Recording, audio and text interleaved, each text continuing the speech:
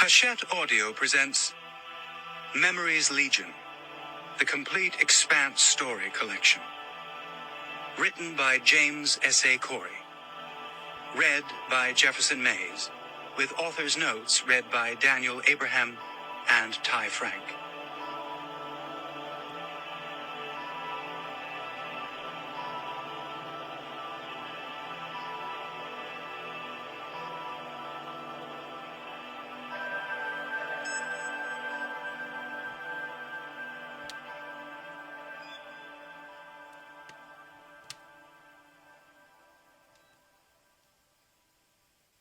Drive.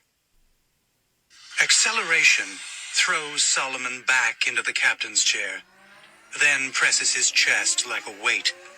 His right hand lands on his belly. His left falls onto the upholstery beside his ear. His ankles press back against the leg rests. The shock is a blow, an assault. His brain is the product of millions of years of primate evolution, and it isn't prepared for this. It decides that he's being attacked, and then that he's falling, and then that he's had some kind of terrible dream. The yacht isn't the product of evolution. Its alarms trigger in a strictly informational way. By the way, we're accelerating at 4 gravities. 5, 6, 7. More than 7. In the exterior camera feed, Phobos darts past, and then there is only the star field, as seemingly unchanging as a still image. It takes almost a full minute to understand what's happened. Then he tries to grin. His laboring heart labors a little harder with elation. The interior of the yacht is cream and orange. The control panel is a simple touch-screen model, old enough that the surface has started going gray at the corners. It's not pretty, but it is functional. Solid. An alert pops up that the water recycler has gone offline. Solomon's not surprised. He's outside the design specs, and he starts guessing where exactly the system failed. His guess, given that all the thrust is along the primary axis of the ship, is the reservoir backflow valve. But he's looking forward to checking it when the run is finished. He tries to move his hand, but the weight of it astounds him. A human hand weighs something like 300 grams. At 7G, that's still only a little over 2,000. He should still be able to move it. He pushes his arm toward the control panel, muscles trembling. He wonders how much above 7 he's going. Since the sensors are pegged, he'll have to figure it out when the run is over. How long the burn lasted, and whatever his final velocity winds up being. Simple math. Kids could do it. He's not worried. He reaches for the control panel, really pushing it this time, and something wet and painful happens in his elbow. Oops, he thinks. He wants to grit his teeth, but that's no more effective than grinning had been. This is going to be embarrassing. If he can't shut off the drive, he'll have to wait until the fuel runs out and then call for help. That might be problematic. Depending on how fast he's accelerating, the rescue ship's burn will have to be a very long one compared with his own. Maybe twice as long. They may need some sort of long-range craft to come get him. The fuel supply readout is a small number on the lower left side of the panel, green against black. It's hard to focus on it. Acceleration is pressing his eyeballs out of their right shape. High-tech astigmatism. He squints. The yacht is built for long burns, and he started with the ejection tanks at 90%. The readout now shows the burn at 10 minutes. The fuel supply ticks down to 89.6. That can't be right. 2 minutes later, it drops to 0.5. 2.5 minutes later, 0.4. That puts the burn at over 37 hours, and the final velocity at something just under 5% of C. Solomon starts getting nervous. He met her 10 years before. The research center at Dunbod Nova was one of the largest on Mars. 3 generations after the first colonists dug into the rock and soil of humanity's second home, progress had pushed the envelope of human science, understanding, and culture so far that the underground city could support 5 bars, even if one of them was the alcohol-free honky-tonk where the Jainists and born-again Christians hung out. The other 4 sold alcohol and food that was exactly the same as the stuff they sold at the commissary, only with piped-in music, and a wall monitor with an entertainment feed from Earth playing on it all hours of the day and night. Solomon and his cadre met up at this one 2 or 3 times a week, when the workload at the center wasn't too heavy. Usually the group was some assortment of the same dozen people. Today it was Tori and Raj from the Water Reclamation Project, Voltaire, whose real name was Edith, Julio and Carl and Malik, who all worked together on anti-cancer therapies, and Solomon. Mars, they said, was the biggest small town in the solar system. There was almost never anyone new. There was someone new. She sat beside Malik, had dark hair and a patient expression. Her face was a little too sharp to be classically beautiful, and the hair on her forearms was dark. She had the kind of genetics that developed a little mustache problem when she hit about 35. Solomon didn't believe in love at first sight, but as soon as he sat down at the table, he was profoundly aware that he hadn't brushed his hair very effectively that morning, and he was wearing the shirt with the sleeves a little too long.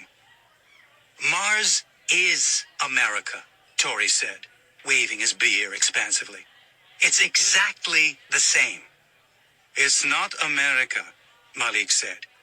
Not like it was at the end, like the beginning.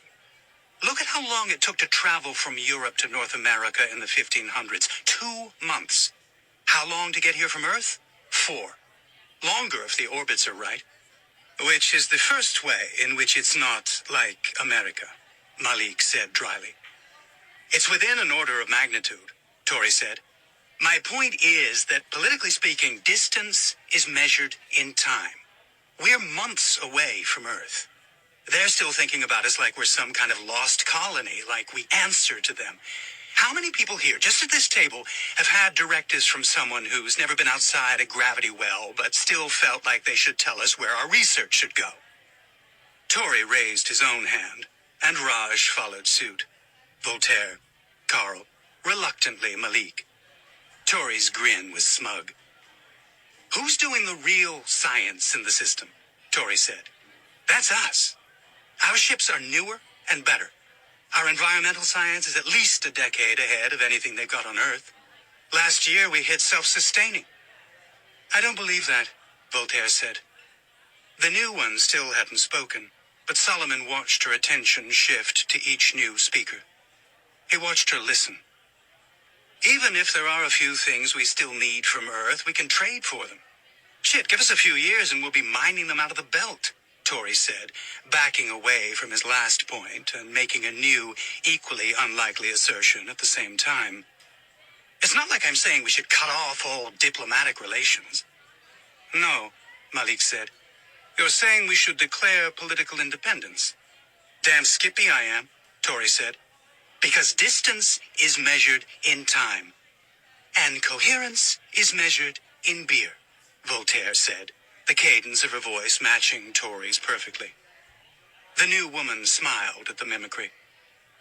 Even if we decided that all we had to lose was our chains, Malik said, why would we bother? We are already de facto our own government. Pointing out the fact is only going to stir up trouble. Do you really think Earth hasn't noticed? Tori said. You think the kids back at the labs on Luna and Sao Paulo aren't looking up at the sky and saying, that little red dot is kicking our asses? They're jealous, and they're scared, and they should be. It's all I'm saying. If we do our own thing, the earliest they could do something about it still gives us months of lead time. England lost its colonies because you can't maintain control with a 60-day latency, much less 120. Well, said Voltaire dryly.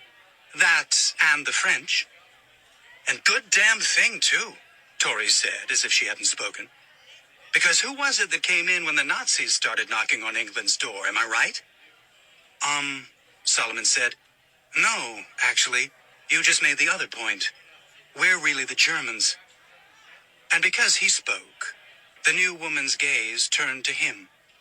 He felt his throat go tight and sipped his beer to try to loosen up. If he spoke now, his voice would crack like he was 14 again. Voltaire put her elbows on the table, cradled her chin in her dark hands, and hoisted her eyebrows. Her expression could have had, "This should be good," as the caption. Okay, Malik said, abandoning his disagreement with Tori. I'll bite. In what ways are we like a murderous bunch of fascists? By how we'd fight, Solomon said. Germany had all the best science, just like us. They had the best tech. They had rockets. No one had rockets, but they did. Nazi tanks could destroy Allied tanks at something like 5-1. They had the best attack submarines, drone missiles, early jet aircraft. They were just that much better. Better designed, better manufactured. They were elegant, and they were smart. Apart from the whole racial cleansing genocide thing, Julio said. Apart from that, Solomon agreed. But they lost. They had all the best tech, just like we do, and they lost. Because they were psychopathic and insane, Julio said. No, Solomon said. I mean, they were, but there have been a lot of fascist psychopaths that didn't lose wars. They lost because even though one of their tanks was worth 5 of the other guys, America could build 10. The industrial base was huge. And if the design wasn't as good, who cared? Earth has that industrial base. They have people. It could take them months, maybe years to get here, but when they did, it would be in numbers we couldn't handle. Being technically advanced is great, but we're still just building better ones of the stuff that came before.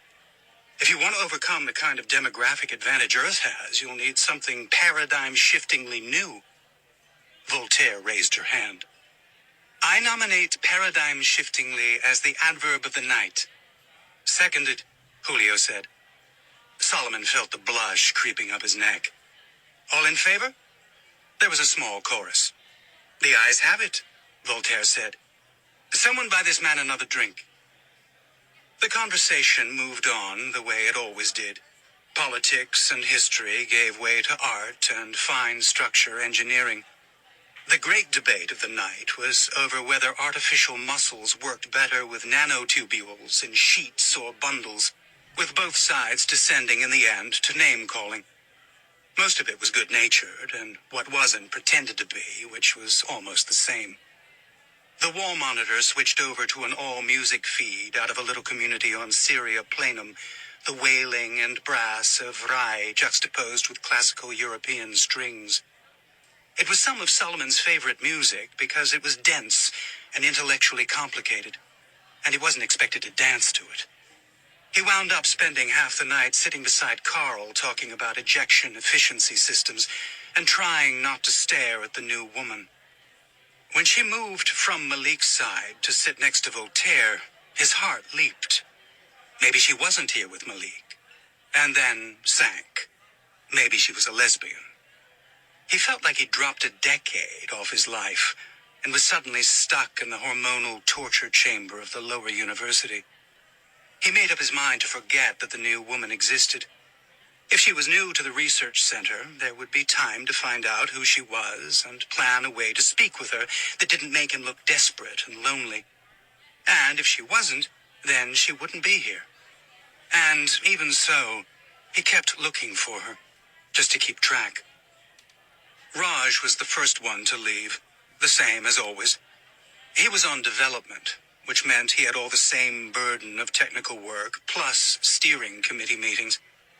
If someday the terraforming project actually took hold, it would have Raj's intellectual DNA. Julio and Carl left next, arm in arm, with Carl resting his head on Julio's shoulder, the way he did when they were both a little drunk and amorous. With only Malik, Voltaire, and Tori left, avoiding the new woman was harder.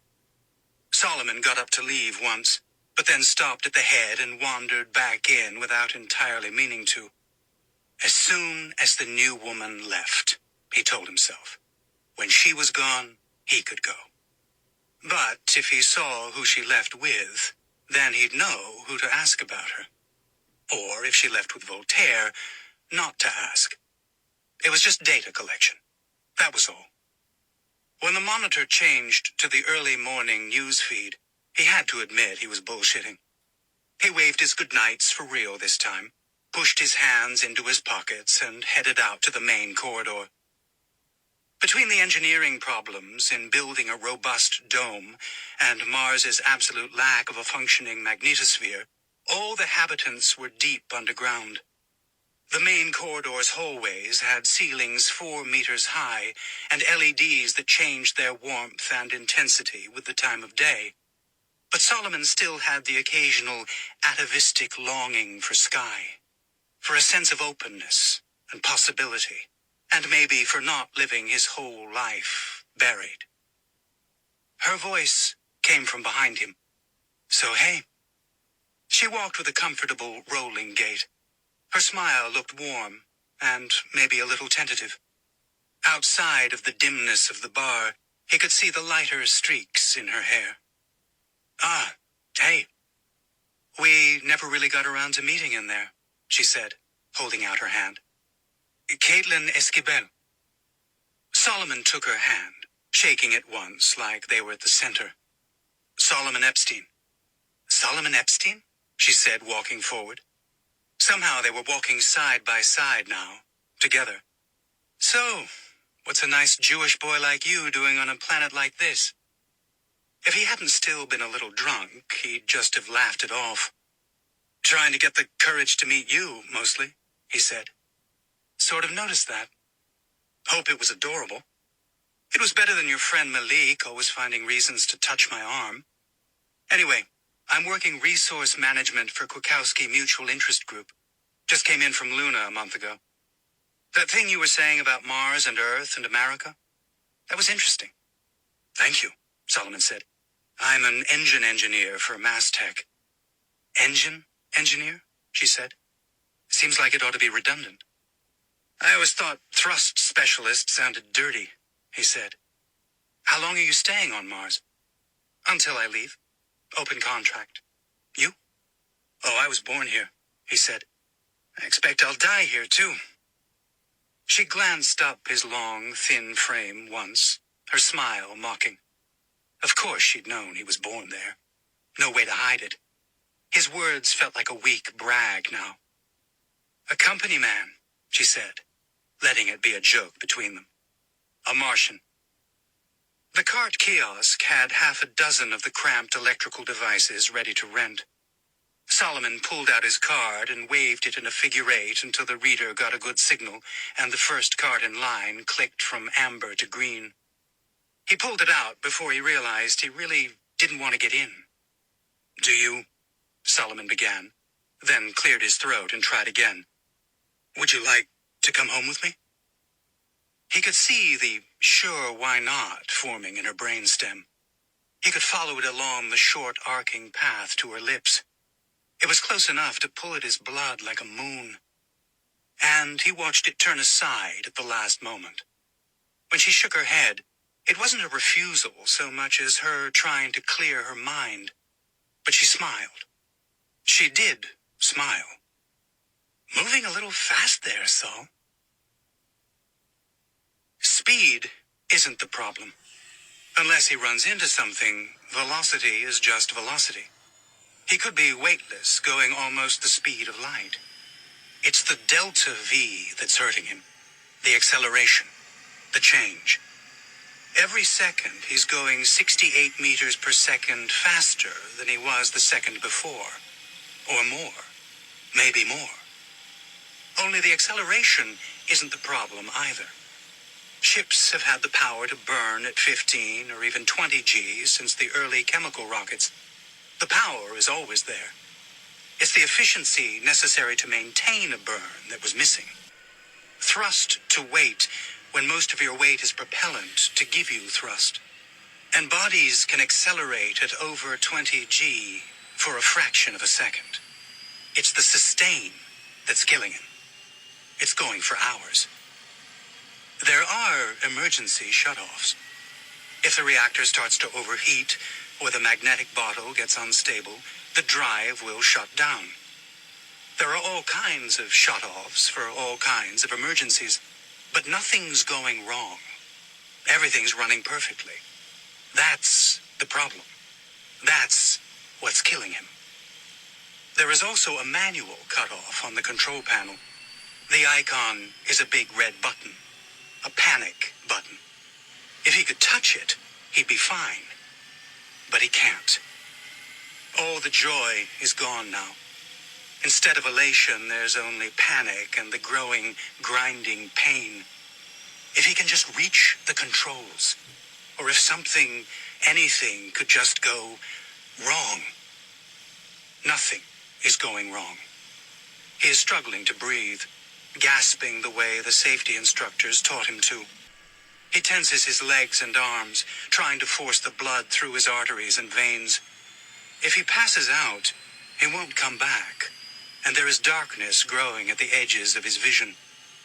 If he can't find a way out, he will die here, in this chair, with his hands pinned against him and his hair pulling back his scalp. His hand terminal in his pocket feels like someone driving a dull knife into his hip. He tries to remember how much mass a hand terminal has. He can't. He fights to breathe. His hand terminal. If he can reach it, if he can pull it out, maybe he can signal to Caitlin.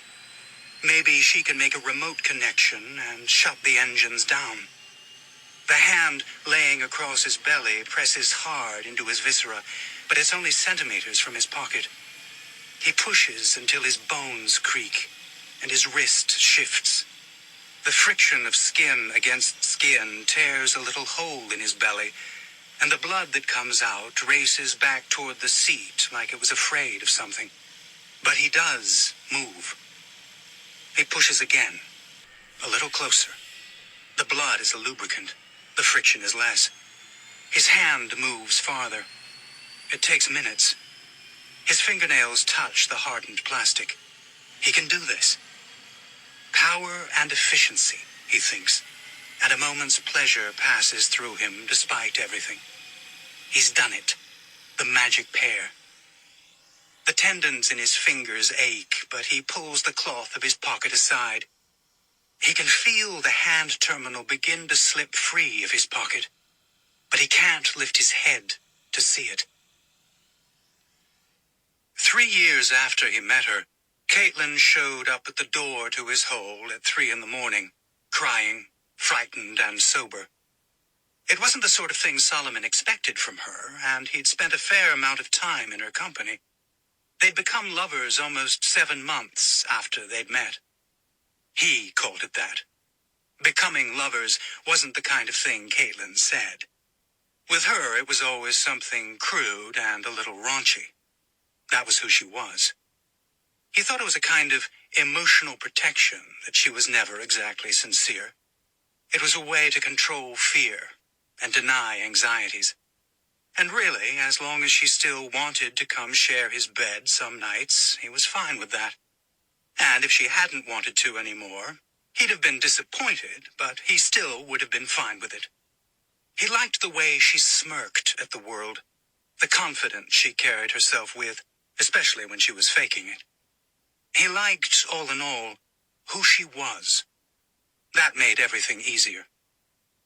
Twice, her contract had ticked past its automatic renewal dates without her exercising the option to leave. When he'd taken a position with the functional magnetics work group, one of the issues he'd considered was whether the extra time he took with it would alienate her. Neither of them had made any sexual or romantic connections with other people at the center. Everyone treated them as if they were each other's tacit property. And so, even though they'd never made any explicit promises, Solomon would have called them de facto monogamists. Certainly he would have felt hurt and betrayed if she'd been sleeping with someone else, and assumed she'd feel the same about him. But sex and companionship, as pleasant as they were, didn't mean a great deal of vulnerability. So he was surprised. "Did you hear?" she asked. Her voice was ragged and low. Fresh tears ran down her cheeks, and her mouth pulled in and down at the corners. "I don't think so," Solomon said, standing back to let her past. His hole was a standard design, a small, multi-purpose room at the front with enough resources to cook simple meals, a quarter-sized wall monitor, and space for 3 or 4 people to sit. Behind it was the bedroom. Behind that, a storage closet and a bathroom. On Mars, the joke went, a man's hole was his castle, where values of castle approached dorm room. She sat heavily on one of the benches and wrapped her arms around herself. Solomon closed the door. He didn't know whether to talk to her or hold her or both. He started with holding her. Her tears had a smell to them, salt and damp and skin. She wept into his shoulder until curiosity and distress drove him past the consolation of being her soft monkey. "So, did I hear what exactly?" She coughed out a phlegmy laugh. "The United Nations," she said. "They invoked the breakaway province rule. Their ships have already done their acceleration burns, 40 of them. They're already ballistic." "Oh," he said, and she started weeping again. "It's those fucking secessionists. Ever since they published their manifesto, people have been acting like they're serious, like they aren't a bunch of short-sighted assholes who are in it for the attention. Now they've started a war. They're really going to do it, Saul. They're going to drop rocks on us until we're just a carbon layer 10 atoms thick." "They won't do that. They won't do that," he said, and immediately regretted repeating himself. It made him sound like he was trying to talk himself into it. "Every time the breakaway province rule's been invoked, it's been because the UN wanted to grab resources. If they break all our infrastructure, they can't get the resources. They're just trying to scare us." Caitlin raised one hand like a schoolgirl asking to be recognized. "Working. Scared now. And it isn't about the secessionists, even if that's what they're claiming," Solomon said. He felt himself warming up now. He wasn't repeating sentences. "It's about Earth running out of lithium and molybdenum. Even with the landfill mines, they need more than they've got. We have access to raw ore. That's all it is. It's all about money, Kate. They aren't going to start dropping rocks. Besides, if they do that to us, we'll do that to them. We've got better ships." 18 of them, she said. "They've got 40 coasting toward us right now and just as many playing defense." "But if they miss one," he said, and didn't finish the thought. She swallowed, wiped her cheeks with the palm of her hands. He leaned across the room and plucked a towel out of the dispenser for her. "Do you actually know any of that?" she said. "Or are you just talking a good game to calm me down?" "Do I have to answer that?" She sighed, collapsing into him. "It'll be weeks," he said. "Minimum. Probably months.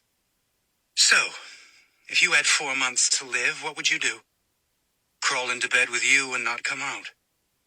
She reached over and kissed him. There was a violence in her that unnerved him. No, that wasn't right. Not violence. Sincerity. "Come on," she said. He woke with his hand terminal buzzing in alarm and only vaguely aware he'd been hearing the sound for a while.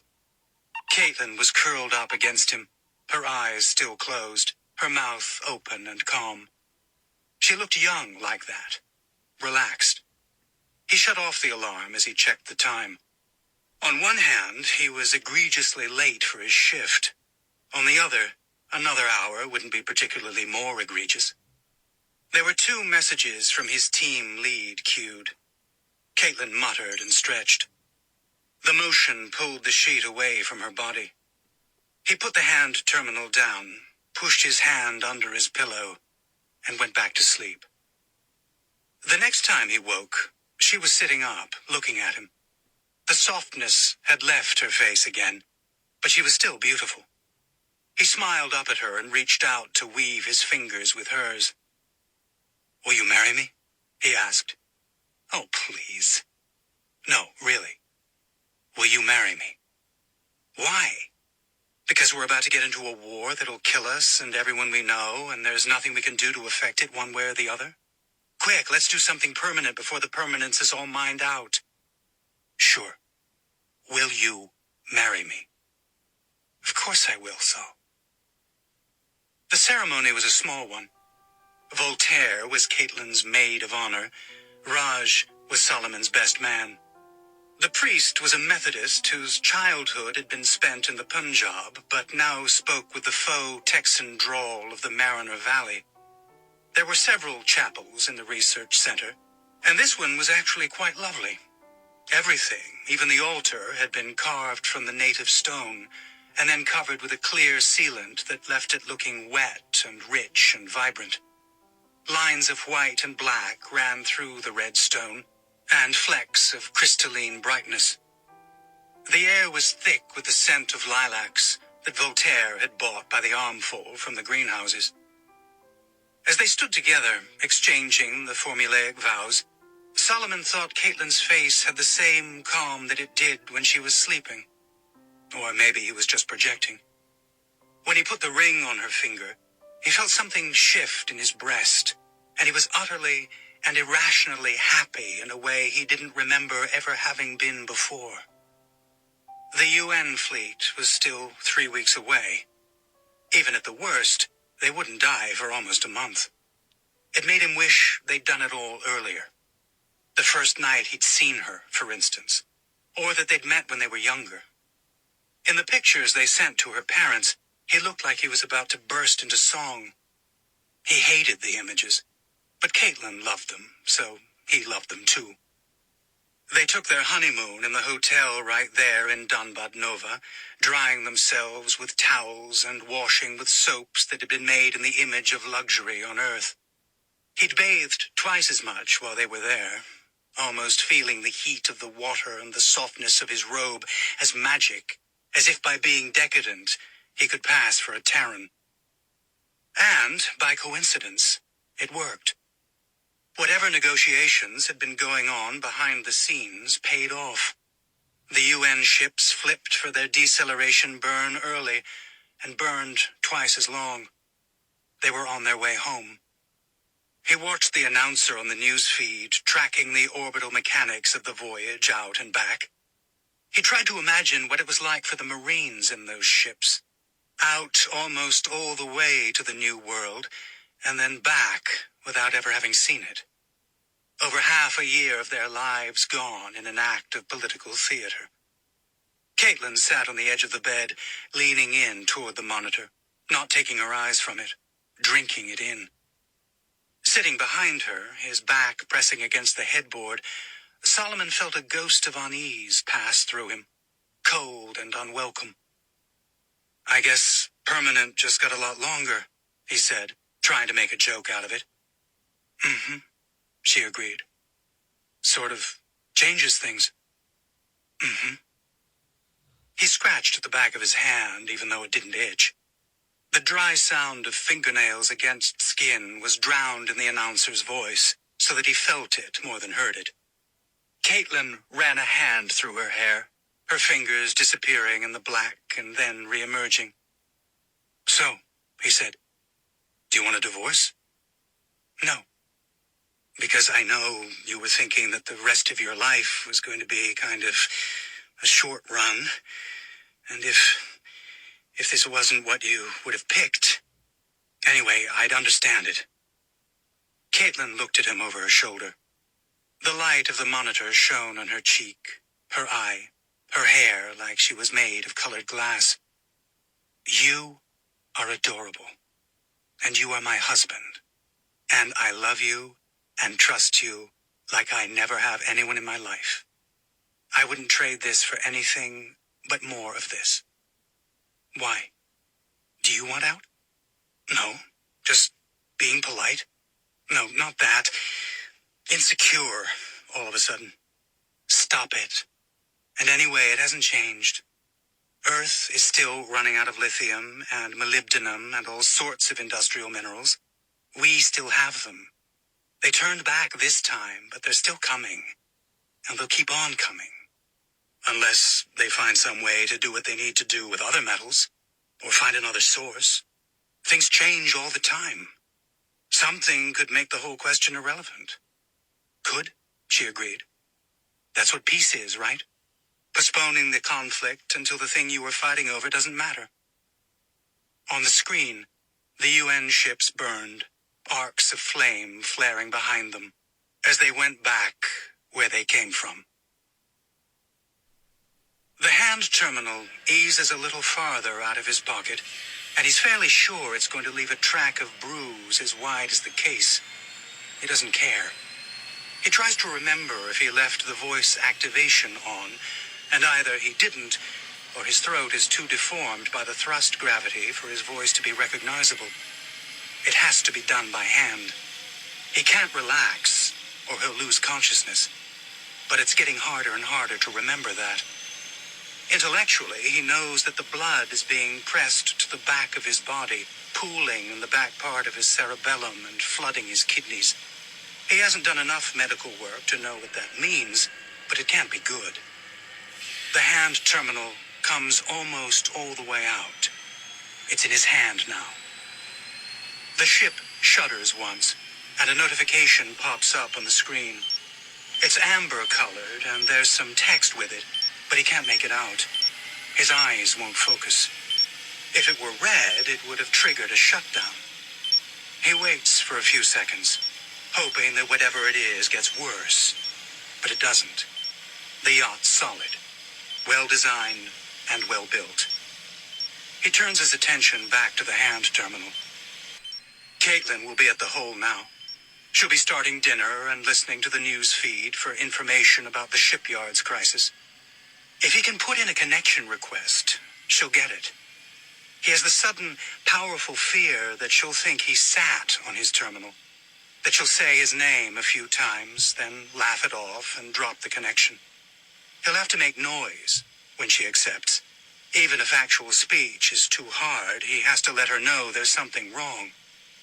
He's thumbed in connection requests without looking at his terminal thousands of times, but everything feels different now, and his muscle memory isn't helping him. The weight of the terminal is overwhelming. Everything in his hand aches like he's been hit with a hammer. His belly hurts. The worst headache he can imagine blooms. Nothing about this experience is fun except the knowledge that he's succeeded.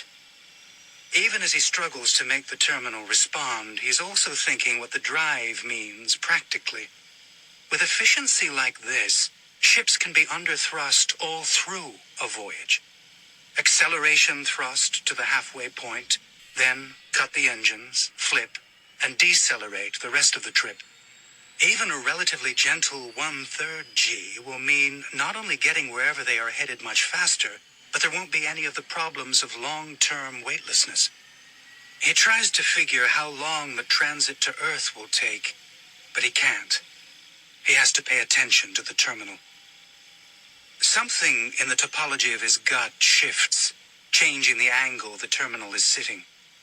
It starts to slip, and he doesn't have strength or speed to catch it.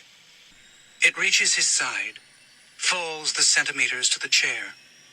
He tries to move his left arm from where it's pinned beside his ear, but it won't move. It won't move at all. It won't even tense up with effort. Oh, he thinks, I'm having a stroke. They had been married for 6 years when Solomon took the money he'd saved from his performances and efficiency bonuses and bought himself a yacht. It wasn't a large ship. The living space in it was smaller than his first hole. It was almost 5 years old and was going to require a month in the orbital shipyard docks before very much longer. The interior color scheme, cream and orange, wasn't to his tastes. It had been sitting in dry dock for 8.5 months since its previous owner, a junior vice president of a Luna-based conglomerate, had died. His family on Luna didn't have any plans to come to Mars, and the bother of retrieving it across the months-deep void made it easier for them to price it low and sell. For most people on Mars, a boat like that was an ostentatious status symbol and nothing more. There was no settled moon or inhabited L5 station to travel between. The trip to Earth in it would have been neither comfortable nor particularly safe. It could go around in orbit. It could run out into the vacuum near Mars and then come back. That was about it. And the pointlessness of the exercise helped drive down the price ever farther. As a statement of wealth, it said its owner had had too much. As a means of transport, it was like having a race car that could never leave its track. For Solomon, it was the perfect test vehicle. The yacht had been designed around an engine he knew, and the build code was one he'd helped to write. When he looked at the technical and maintenance history, he could see every control array, every air recycling vent and cover. Before he'd even set foot on it, he knew it as well as he knew anything. Some parts of the exhaust system were things he'd designed himself a decade before, and since he held the title to it, half a year's worth of red tape would simply go away if he wanted to use it to test some new refinements to the engines. That idea alone could make him cackle with delight. No more permissions committees. No more hard capital liability reports. Just the boat, its reactor, a couple EVA suits, and a set of industrial Waldos he'd had since he was in school. In previous eras, a scientist might have a garage PCR machine, or a shed in the back of the house with beehives, or disassembled engines, or half-built prototypes of inventions that would change the world if they could just be made to work. Solomon had his yacht, and getting it was the most self-indulgent, delightful, important thing he'd done since the day he'd asked Caitlin to marry him. And yet, even as the fertile garden of his mind set up 1,000 different green shoots of ideas and projects, tests and tweaks and adjustments, he found himself dreading the part where he told his wife what he'd done. And when the time came, his unease was justified. "Oh, Saul. Oh, baby. I didn't spend my salary on it," he said. "It was all bonus money. And it was only mine. I didn't use ours." Caitlin was sitting on the bench in their multi-purpose room, tapping her mouth with the tips of her fingers the way she did when she was thinking hard. The system was playing a gentle ambient music that was all soft percussion and strings, loud enough to cover the hiss of the air recyclers, but not so much as to overwhelm the conversation. As with almost all the new buildings on Mars, it was larger, better appointed, and deeper underground. "So, what I just heard you say is you can spend as much money out of the account as you want without talking to me if the total you pull is less than whatever you've made in bonuses? Is that what you meant?" "No," he said, though it was pretty close. "I'm saying that it wasn't money we were counting on. All our obligations are covered. We're not going to try to buy food and have the accounts come up empty. We're not going to have to work extra hours or take on side jobs. All right? And this is important work. The design I have for the magnetic coil exhaust can really increase drive efficiency if I can get—" "All right," she said. He leaned against the doorframe. The strings rose in a delicate arpeggio. "You're angry." "No, sweetie, I'm not angry," she said gently. "Angry is yelling. This is resentful. And it's because you're cutting me out from the fun parts. Really, I look at you and see the happiness and the excitement, and I want to be part of that. I want to jump up and down and wave my arms and talk about how great it all is. But that money was our safety net. You're ignoring the fact that you spent our safety net, and if we both ignore it, the first time something unexpected comes up, we're screwed. I love our life. So now I have to be the one who cares and disapproves and doesn't get to be excited. You're making me the grown-up. I don't want to be the grown-up. I want us both to be grown-ups, so that when we do something like this, we both get to be kids." She looked up at him and shrugged. Her face was harder than it was when they met. There were threads of white in the darkness of her hair. When she smiled, he felt the hardness in his chest erode away. "I may have gotten a little carried away. I saw it was there, and we could afford it. And you zoomed ahead without thinking about all of what it would mean. Because you're Solomon Epstein, and you are the smartest, most rigorous and methodical man who ever made every single important choice in his life by impulse." If there hadn't been warmth and laughter in her voice, it would have sounded like a condemnation. Instead, it sounded like love. "I'm cute, though," he said. "You're adorable. And I want to hear all about your new whatever it is you're going to try. Only first, tell me that you'll try to think about the future next time." "I will." They spent the evening with him talking about power and efficiency, ejection mass and velocity multipliers. And when that was done, they talked about building a responsible retirement plan and making sure their wills were up to date. It felt like an apology, and he hoped that they'd be able to do it again when she understood how much maintenance on the yacht was going to cost. It was a fight for another day. The days he spent working as usual with the team at the propulsion group. The nights he sat on the monitors back at their hole and designed his own things. Caitlin started a program over the network with a group in Londres Nova, discussing how companies like Kwiatkowski could intervene in the destabilizing spiral of threat and avoidance that Earth and Mars seemed locked in. Whenever he heard her talking to the others about propaganda and divergent moral codes and any number of other plausible-sounding vaguenesses, she brought up lithium, molybdenum, now tungsten, too. All the other things were interesting, important, informative, and profound. But unless they could figure out the ore rights issues, they could address everything else and still not solve the problem. He was always proud of her when she said that. A liberal arts background was a hard thing to overcome, but she was doing great. Eventually, the time came to test his idea and plans. He made the long journey to the shipyards on the new public transport system, evacuated tubes drilled through the rock and lined with electromagnetic rails like a slow, underpowered Gauss gun. It was cramped and uncomfortable, but it was fast. He got to his yacht an hour before the sun set at the nearby Martian horizon. He finished the last-minute tweaks to the prototype he'd fabricated, ran the diagnostic sequences twice, and took the ship up beyond the thin atmosphere.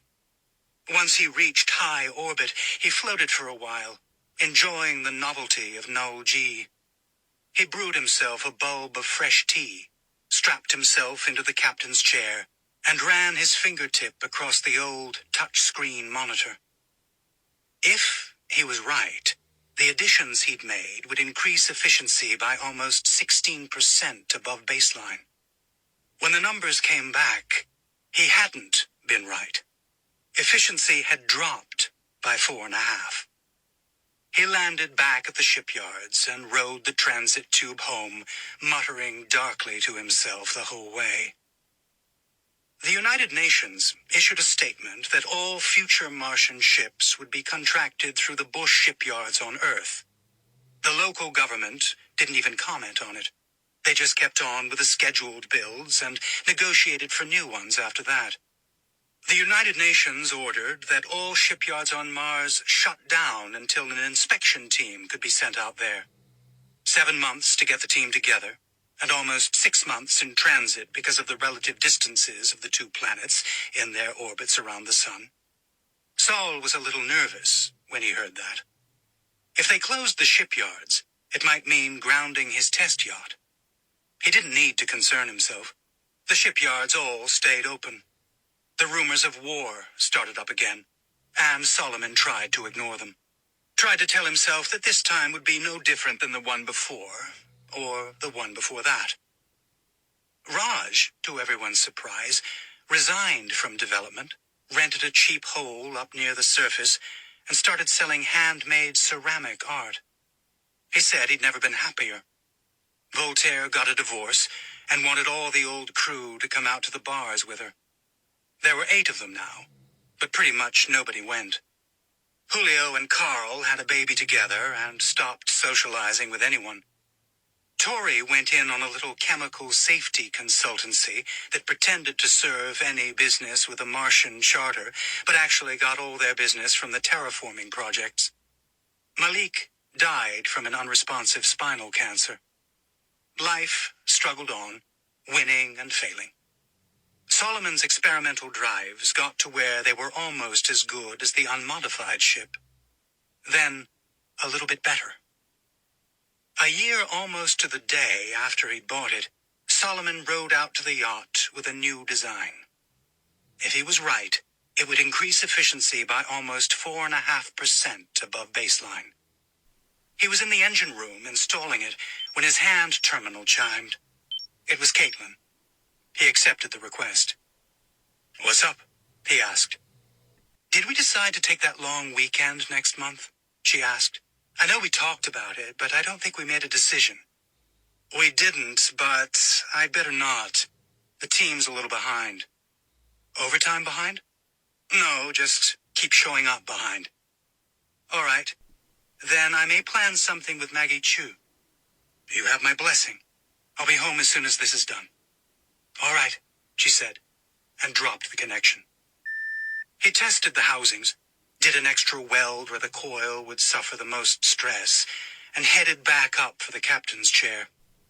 The yacht rose through the thin atmosphere and into high orbit. Solomon ran the diagnostics again, making sure before he started that everything looked good. For almost half an hour, he floated in his chair, held in place by his straps. As he started the burn sequence, he remembered that the team was going to be in Londres Nova the weekend he'd been thinking about taking off with Caitlin. He wondered whether she'd put her plans with Maggie Chu in place, or if there was still time to change things. He started the burn. Acceleration threw Solomon back into the captain's chair, then pressed his chest like a weight. His right hand landed on his belly. His left fell onto the upholstery beside his ear. His ankles pressed back against the leg rests. The ship sings a low dirge, throaty and passionate and sad, like the songs his father used to sing at Temple. He understands now that he's going to die here. He's going too fast and too far for help to reach him. For a while, months or years, his little yacht will mark the farthest out of Earth's gravity well a manned ship has ever gone. They'll find the design specs at the hull. Caitlin is smart. She'll know to sell the design. She'll have enough money to eat beef every meal for the rest of her life. He's taken good care of her, anyway, if not himself. If he had control, he could reach the asteroid belt.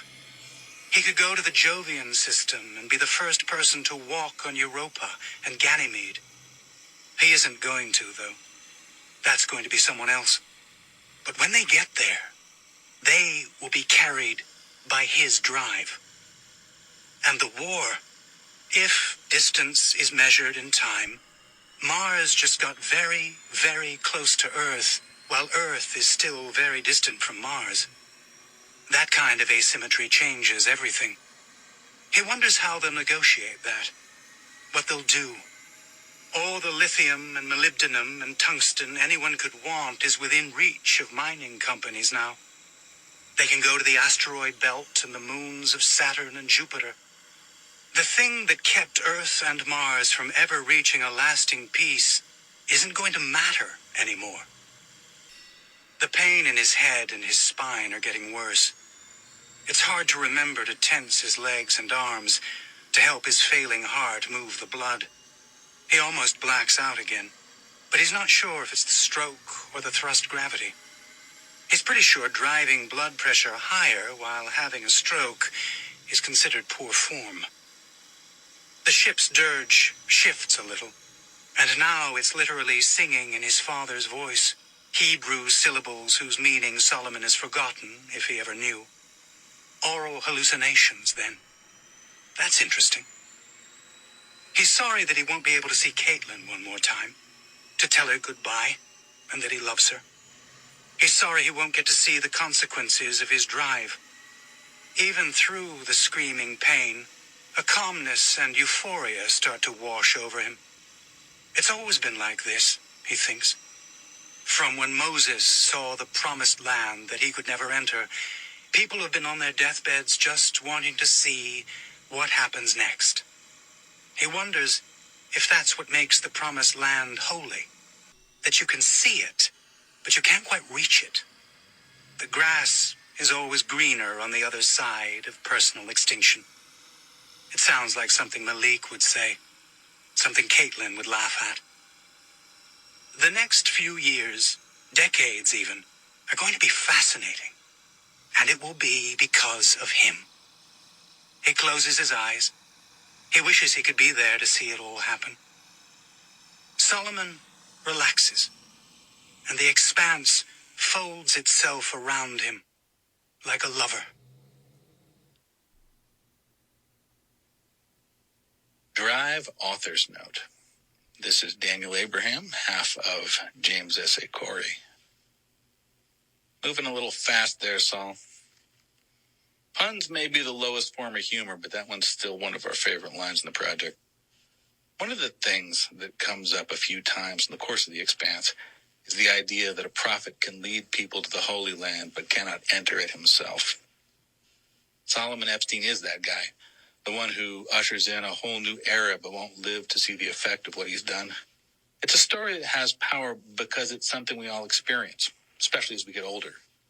That sense of momentous things coming just after we've already gone. Existential FOMO. The story was written originally for Jonathan Strahan's Edge of Infinity anthology, got repurposed as a San Diego Comic-Con exclusive chapbook by Sci-Fi, and put up for free online for a while. Of all the short fiction in the Expanse universe, this is probably the one that was read the most and for which we were paid the least. Sometimes the business is funny that way. Someone asked once if the Voltaire who went drinking with Saul way back and then was connected with the militant OPA faction, the Voltaire Collective, that figured in the later books. It seems like there probably was a connection, but we never looked into what it was.